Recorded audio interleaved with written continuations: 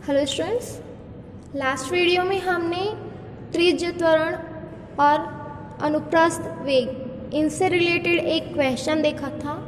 आज उसी से थोड़ा सा आगे बढ़ते हैं और उससे रिलेटेड दूसरा क्वेश्चन देखते हैं। ओके, तो आज का जो क्वेश्चन है हमारे पास वो ये है कि यदि वक्र समान कोणिक सर्पिल r = AE theta cot alpha है, यदि कण का ध्रुवांतर अचर कोणीय वेग रखता है तो दर्शाइए कि कण का परिणामी त्वरण ध्रुवांतर रेखा के साथ 2 अल्फा कोण बनाता है तथा उसका परिणामी v² है, जहाँ v कण की चाल है। ठीक है, अब यहाँ पे हमको एक समान कोणिक सर्पिल दे दिया गया है, कितना r = AE theta cot alpha.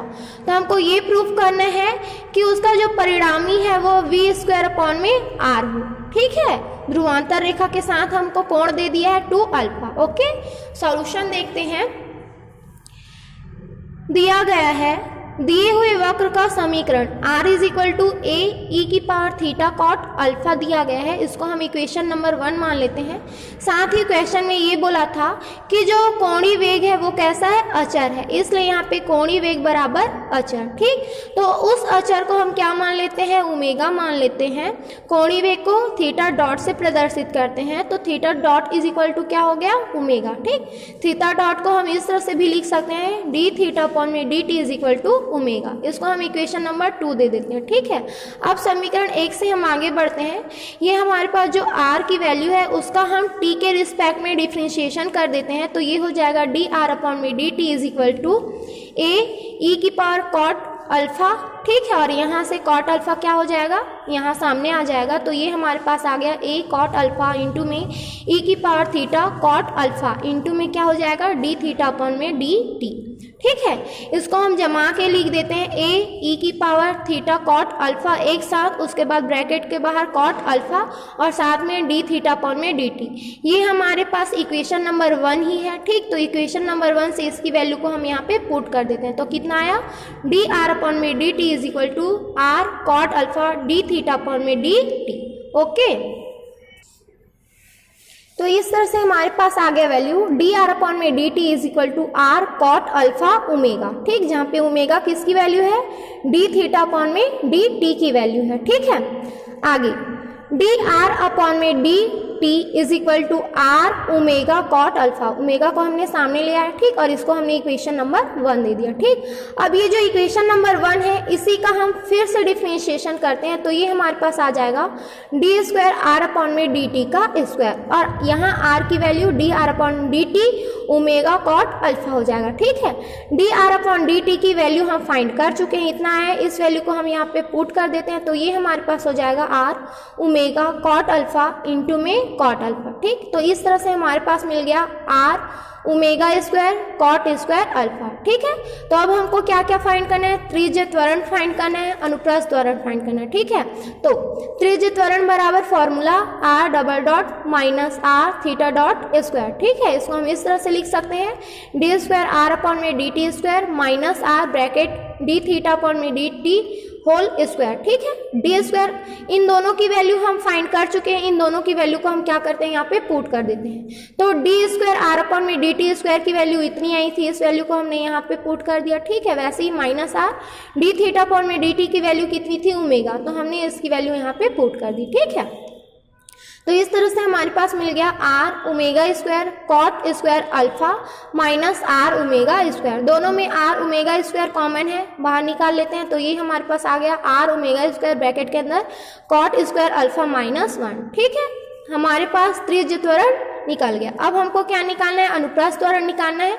तो अनुप्रस्थ त्वरण बराबर होता है 1/r d/dt r² theta dot. ठीक है, तो यहाँ थीटा डॉट की वैल्यू क्या थी, ओमेगा थी, तो उस वैल्यू को हमने यहाँ पे पुट कर दिया। ठीक है, तो इस तरह से हमारे पास आ गया 1/r, इसका डिफरेंशिएशन कर देते हैं t के रिस्पेक्ट में, तो ये हमारे पास मिल जाएगा 2r dr/dt इंटू में ओमेगा। ठीक है, यहाँ से r और यहाँ से r सब्ट्रैक्ट हो गया, हमारे पास क्या बचा 2 ओमेगा dr/dt की वैल्यू भी हमने फाइंड कर रखी, उस वैल्यू को हम यहाँ पे पुट कर देते हैं। 2 ओमेगा dr/dt की वैल्यू इतनी थी, ठीक है, उसको हमने यहाँ पे पुट कर दिया, तो इस तरह हमको मिल गया 2r omega square cot alpha. चूंकि हमको ये भी दिखाना है कि जो कोण हमको मिल रहा है वो कितना मिल रहा है, 2 अल्फा मिल रहा है, तो उसके लिए हम आगे बढ़ते हैं। यदि बीटा परिणामी त्वरण द्वारा ध्रुवांतर रेखा के साथ बनाया गया कोण है तब tan beta is equal to क्या हो जाएगा, अनुप्रस्थ त्वरण बटे में त्रिज्य त्वरण। इन दोनों की वैल्यू हमने फाइंड कर रखी है, दोनों की वैल्यू को यहाँ पे पुट कर दी। 2r omega square cot alpha upon में r ओमेगा स्क्वायर इंटू में कॉट स्क्वायर अल्फा माइनस 1। ठीक है, आगे बढ़ते हैं। यहाँ से r और r ओमेगा स्क्वायर और ओमेगा स्क्वायर सब्ट्रैक्ट हो गया तो हमारे पास बचा 2 कॉट अल्फा अपॉन में कॉट स्क्वायर अल्फा माइनस 1। ठीक है, कॉट अल्फा को हमने तोड़ लिया किसमें, साइन और कॉस के फॉर्म में, तो ये हमारे पास आ गया 2 इंटू कॉट अल्फा का होता है कॉस अल्फा अपॉन में साइन अल्फा अपॉन, यहाँ पर भी उसको हम उसी फॉर्म में लिख लेते हैं, तो ये हो जाएगा sign square alpha cos square alpha upon में साइन स्क्वायर अल्फा माइनस 1। ठीक है, ये हो जाएगा। फिर हमारे पास ये साइन स्क्वायर अल्फा इसके साथ मल्टीप्लीकेशन होकर के ऊपर चला जाएगा, तो ये हमारे पास आ गया 2 कॉस अल्फा इंटू में साइन स्क्वायर अल्फा। ठीक है, और ये वाली वैल्यू नीचे है, साइन अल्फा इंटू में ये हो जाएगा कॉस स्क्वायर अल्फा और साइन स्क्वायर अल्फा का इसके साथ मल्टीप्लीकेशन होगा तो हमको मिल जाएगा कॉस स्क्वायर अल्फा माइनस में साइन स्क्वायर अल्फा। यहाँ से एक साइन अल्फा और यहाँ से एक साइन अल्फा सब्ट्रैक्ट हो गए आपस में, तो हमारे पास आया 2 साइन अल्फा कॉस अल्फा और अपॉन में cos square alpha minus sine square alpha. ठीक है, तो इस तरह से हमको मिल गया 2 sine alpha cos alpha is equal to होता है साइन 2 अल्फा। वैसे ही cos square alpha minus sine square alpha is equal to हमको मिलता है कॉस 2 अल्फा। ठीक, तो इस तरह से हमको मिल गया क्या, tan 2 अल्फा। किसके इक्वल आया, tan beta is equal to tan 2 alpha आया, तो बीटा इज इक्वल टू हमको क्या मिल गया, 2 अल्फा मिल गया। ठीक है, एक प्रूफ हमने कर दिया। अब हमको परिणामी भी निकालना है। ठीक है, वेग का, तो कण की चाल v is equal to under of r square plus r theta dot square, ये वाला फॉर्मूला हमने लास्ट वीडियो में बताया। ठीक है, तो इनकी वैल्यूज को यहाँ पे पुट कर देते हैं, तो आर डॉट स्क्वायर की वैल्यूज क्या है, आर ओमेगा कॉट अल्फा और स्क्वायर प्लस आर वैसे है थीटा डॉट की वैल्यू कितनी थी, ओमेगा थी, तो आर ओमेगा और पूरे का स्क्वायर। ठीक, ब्रैकेट ओपन कर लेते हैं, तो ये हो जाएगा r square omega square cot square alpha plus r square omega square. यहाँ से r square omega square common निकाल लिए हैं, तो अंदर बचा कॉट स्क्वायर अल्फा प्लस 1।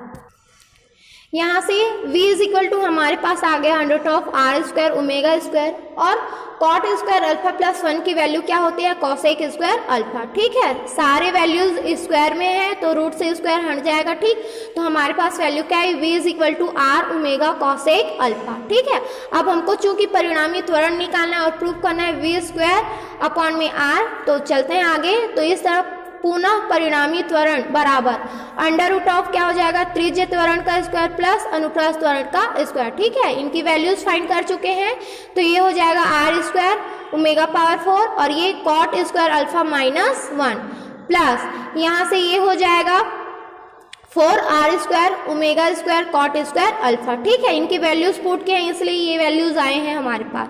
तो दोनों में आर स्क्वायर ओमेगा की पावर 4 कॉमन है, कॉमन निकालिए, तो यहाँ क्या बच गया, कॉट स्क्वायर अल्फा माइनस 1 और पूरे का स्क्वायर प्लस यहाँ से 4 कॉट स्क्वायर अल्फा। ठीक है, आगे बढ़ते हैं।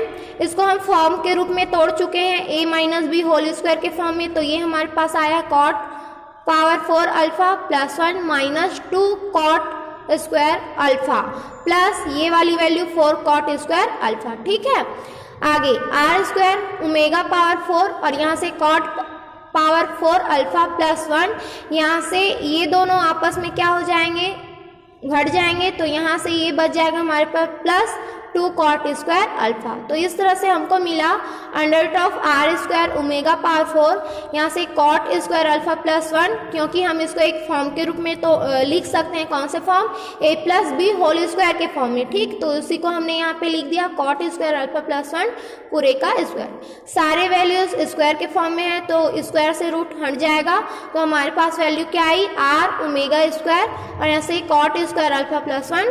कॉट स्क्वायर अल्फा प्लस 1 को वापस हम कॉसेक स्क्वायर अल्फा लिख सकते हैं, और यहाँ r square omega cosec square alpha किसकी वैल्यू थी, v is equal to r omega cosec alpha. ठीक, तो अगर हम यहाँ पे स्क्वायर करते हैं तो ये वैल्यू आ जाएगी r square omega square cosec square alpha. ठीक है, ये इतनी, तो ये वैल्यू हमारे पास आ गई। ठीक है, यहाँ पर r का स्क्वायर नहीं है तो हम क्या करते हैं, इसमें r का गुणा करते हैं और r का भाग करते हैं, तो यहाँ ये r स्क्वायर हो जाएगा और अपॉन में क्या हो जाएगा r। ठीक, तो इस तरह हमको वैल्यू मिल गई v स्क्वायर अपॉन में r। यही हमको क्या करना था, प्रूव करना था। आज के लिए इतना ही, थैंक यू।